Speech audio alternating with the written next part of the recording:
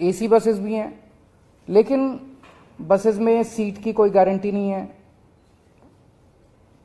वो वाला कंफर्ट नहीं है जो एक अपर मिडिल क्लास या मिडिल क्लास एक्सपेक्ट करता है।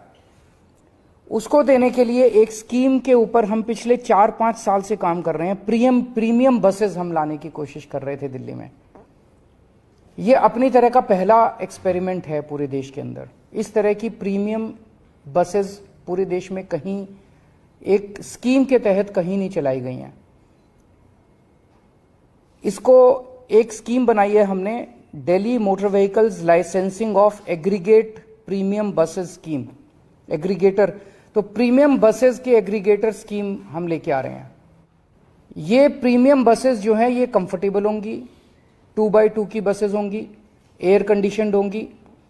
इनके अंदर बसों में वाईफाई होगा, जीपीएस होगा, सीसीटीवी होगा, पैनिक बटन होगा, और सीट की बुकिंग जो है वो ऐप बेस्ड या वेब बेस्ड होगी। कोई भी खड़ी सवारी अलाउ नहीं की जाएगी, आपको शर्तिया तौर पे सीट मिलेगी। इस किस्म की स्कीम पहली बार लाई जा रही है और इसमें हमारा मकसद पूरा का पूरा ये है, ये टारगेट किया जा रहा है मिडिल क्लास और अपर मिडिल क्लास को, जिनकी पेइंग कैपेसिटी है, जो अपने कंफर्ट के लिए पे कर सकते हैं, रोज अपनी कार लेके जाते हैं, कार का पेट्रोल खर्च करते हैं, लेकिन अगर उनको ऑप्शन मिलेगा कि एक बस है जो कि कंफर्टेबल है, तो हो सकता है, हम उम्मीद करते हैं कि बहुत सारे लोग अपनी कार छोड़ के और बसेस की तरफ शिफ्ट बस की इसमें लाइसेंस दिया जाएगा एक एग्रीगेटर को, और वो लाइसेंस फीस उसको देनी होगी। लेकिन जो इलेक्ट्रिक बसेस लेके आएगा उसकी कोई लाइसेंस फीस नहीं होगी। This is just to encourage that more and more people should come with electric buses. कोई भी बस जो है उसमें कम से कम 12 सीटें होनी चाहिए, 2x2 की कम से कम, उससे ज्यादा कितनी भी हो सकती हैं। एक एग्रीगेटर कम से कम 50 बसेस लाइसेंस मिलने के बाद, लाइसेंस अप्लाई करेगा, लाइसेंस मिलेगा, लाइसेंस मिलने के 90 दिन के अंदर उसको कम से कम 50 बसेस ऑपरेट और मेंटेन करनी होंगी। सबसे खास बात इस स्कीम की यह है कि रूट्स हम नहीं देंगे, रूट्स एग्रीगेटर हर बस के खुद डिसाइड करेगा ऑन द बेसिस ऑफ जहां ज्यादा ट्रैफिक है वहां पे ज्यादा बस चलेंगी, तो ऑब्वियसली जहां वहां ज्यादा बस चलेंगी तो वो ट्रैफिक ईज होने में मदद मिलेगी। तो वो रूट्स खुद डिसाइड करेगा, खुद सेलेक्ट करेगा, हमें इन्फॉर्म कर देगा, दिल्ली सरकार को केवल इन्फॉर्म करेगा। फेयर भी वो खुद डिसाइड करेगा, मार्केट डिसाइड करेगी फेयर।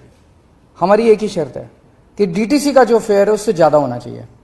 ऐसा ना हो कि डीटीसी से कम फेयर, इसके अंदर डीटीसी से ज्यादा फेयर होना चाहिए।